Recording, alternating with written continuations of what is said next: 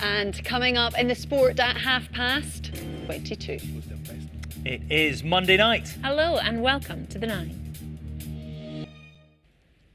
But Amy Irons is here first with the sport. And Amy, big day for Scotland again today, wasn't it? Oh, huge day. Yes, the World Cup qualifying draw. Thank you very much, Martin. It wasn't so long ago we were celebrating Scotland's qualification for next summer's European Championship, the first major tournament the men will feature in since 1998. Well, today was the draw for the 2022 Qatar World Cup qualifiers. The draw happened just after 5 o'clock this evening at FIFA's headquarters in Zurich. The qualifying matches begin in March. So let's find out a little bit more about the opposition then. Denmark, first up, they are ranked 12th in the world, and some of their familiar players include Leicester goalkeeper Kasper Schmeichel and former Spurs midfielder Christian Eriksen, who's now at Inter Milan. The last time Scotland played them in a competitive match was at the 1986 World Cup, and Denmark won that 1-0. Austria, they are ranked 23rd in the world. None of their usual squads are based in British club football, but one of their stars is Bayern Munich's versatile player David Alaba. And a competitive match was back in 1997 under Craig Brown, and Kevin Gallagher scored twice in a 2-0 win for Scotland back then.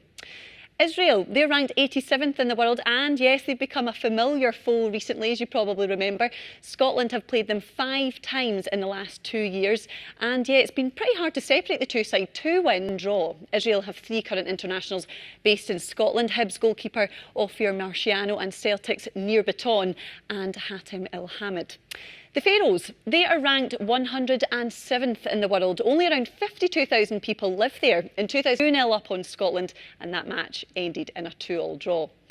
Finally, Moldova, they are ranked 177th in the world. Scotland last played them in 2005. Smith's men, a 2-0 win. And a little final fact for you, completely unrelated to football, one of Moldova's delicacies is stuffed cabbage rolls, so you know that if you ever visit. Sticking with the football matters though, and what did Scotland manager Steve Clarke make of the draw? Here's what. Well, we can now dissect Scotland's group a little bit further with BBC Scotland's chief sports writer, Tom English. Tom, considering the group that Scotland could have drawn, would you agree that this is pretty good? Oh, very good, Amy. Yeah. On the 9 this evening.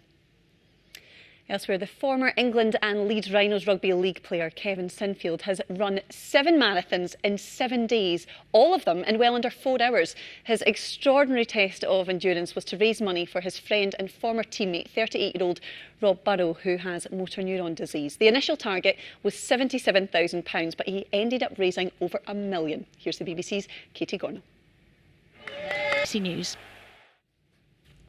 It's just amazing what Sinfield's 7, as we were just saying, 7 marathons in 7 days. And sub 4 hours, good times as well. Can't believe he's still walking, never mind running. I don't want to think about the blisters he might have on his feet. I love Tom English's analysis, by the way. First is doable, fourth is doable for Scotland. Moldova away, that's the banana skins will come unstuck.